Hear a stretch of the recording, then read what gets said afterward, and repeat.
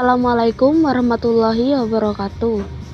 Kami dari kelompok 1 akan mempresentasikan tentang prinsip-prinsip metodologi. Kelompok kami terdiri dari 4 orang. Yang pertama, saya sendiri, Rizky Permata Dewi. Yang kedua, Maratus Soliha. Yang ketiga, Samudra Harum. Yang keempat, Lailatul Qomar. Untuk selanjutnya, tentang pembahasan, yang pertama akan dijelaskan oleh Maratus Soliha yang menjelaskan tentang pengertian metodologi. Yang kedua, Samudra Harum menjelaskan tentang unsur-unsur metodologi. Yang ketiga, Lailatul Qomaria menjelaskan tentang beberapa pandangan prinsip metodologi. Yang keempat, saya sendiri sebagai moderator. Metodologi berasal dari bahasa Yunani, yaitu metodos yang artinya metode dan logos yang artinya ilmu. Jadi, metodologi bisa diartikan ilmu yang membicarakan tentang metode-metode. Metodologi disebut juga science of methods, yaitu ilmu yang membicarakan tentang cara atau petunjuk praktis dalam penelitian yang membahas konsep teoritis berbagai metode. Menurut Surya Sumantri, metode adalah suatu prosedur atau cara mengetahui sesuatu yang mempunyai langkah-langkah sistematis. Sedangkan metodologi adalah suatu pengkajian dalam mempelajari peraturan-peraturan dalam metode tersebut. Unsur-unsur metodologi. Unsur-unsur metodologi ada 10 bagian. 1. Interpretasi, 2. Induksi dan deduksi, 3. Koherensi intern, 4. Holistis, 5. Kesinambungan historis, 6. Idealisasi, 7. Komparasi, 8. Heuristik, 9. Analogikal, dan 10. Deskripsi.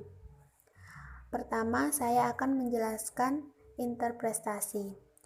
Interpretasi artinya menafsirkan atau membuat tafsiran yang bertumpu pada keadaan yang nyata untuk mencapai kebenaran yang asli. Yang kedua, induksi dan deduksi. Induksi adalah cara berpikir yang digunakan dalam menarik kesimpulan dari berbagai kasus yang bersifat khusus. Sedangkan deduksi adalah cara berpikir yang digunakan dalam menarik kesimpulan dari berbagai kasus yang bersifat umum. Jadi, induksi adalah kebalikan dari deduksi. Yang ketiga, koherensi intern. Artinya, usaha memahami secara benar guna memperoleh hakikat dengan menunjukkan semua unsur dilihat dalam suatu struktur yang konsisten. Yang keempat, yaitu holistis, pandangan secara lebih dalam untuk mencapai kebenaran secara utuh.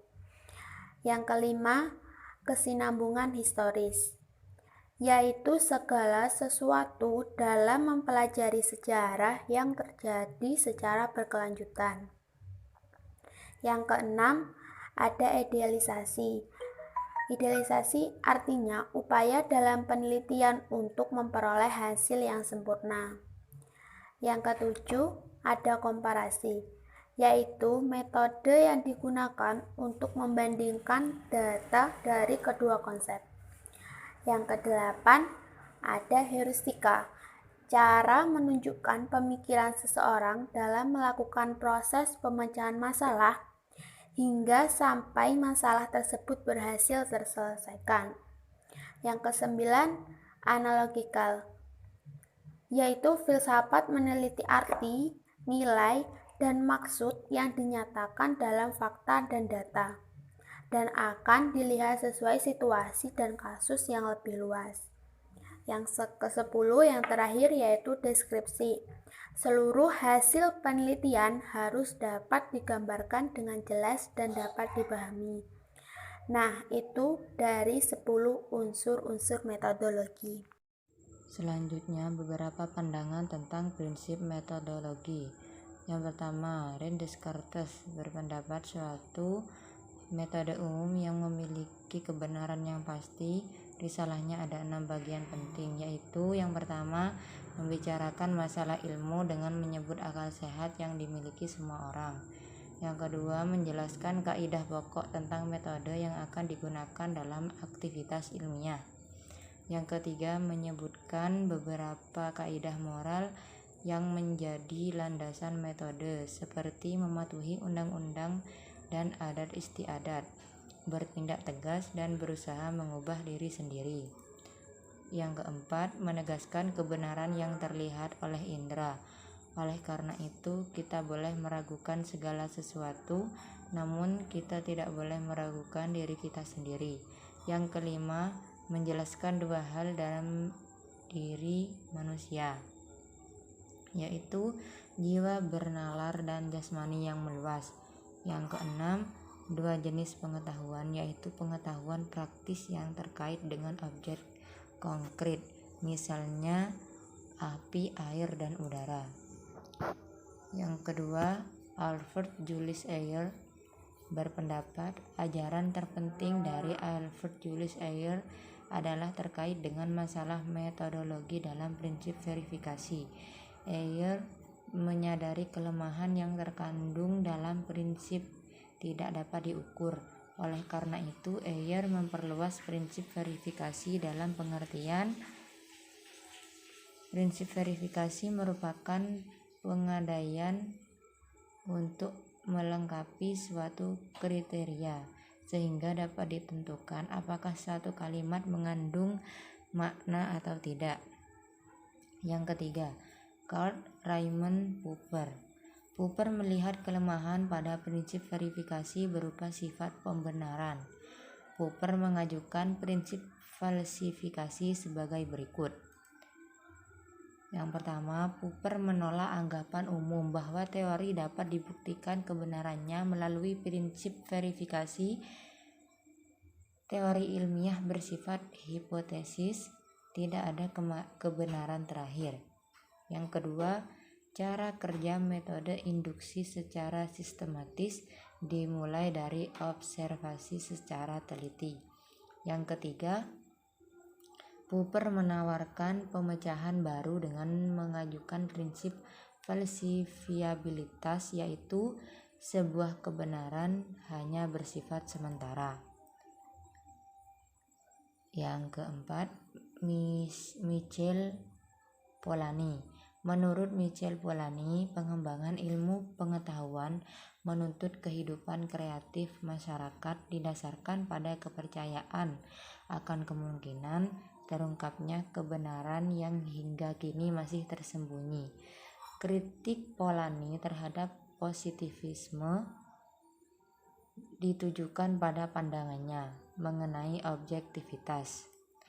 Tujuan itu dapat dicapai dengan syarat bahwa fakta yang diteliti, metode yang dipakai untuk memahami realitas, serta pembuktian yang dipakai untuk kebenaran dari personalitas manusia. Dari sudut pandang filsafat ilmu, Polanyi menunjukkan kekeliruan mendasar positivisme dalam merumuskan ilmu pengetahuan. Polanyi menekankan betapa pentingnya penemuan dalam bidang pengetahuan. Setiap ilmu pengetahuan memiliki asumsi yang kemudian dijadikan sebagai titik tolak ilmu pengetahuan itu sendiri. Teori pengetahuan Polanyi bertitik tolak dari kenyataan bahwa kita dapat tahu lebih banyak daripada yang kita katakan. Menanggapi pandangan kaum positivisme yang menolak jenis pengetahuan tidak terungkap dengan alasan bahwa jenis pengetahuan berada di ambang kesadaran. Secara struktural, segi ilmu pengetahuan tidak terungkap melibatkan dua hal.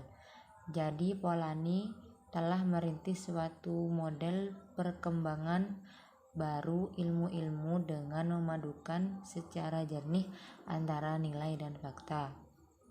Baik, mungkin itu saja presentasi dari kelompok kami. Akan kami akhiri. Jika ada salah kata dan salah ucap, mohon dimaafkan.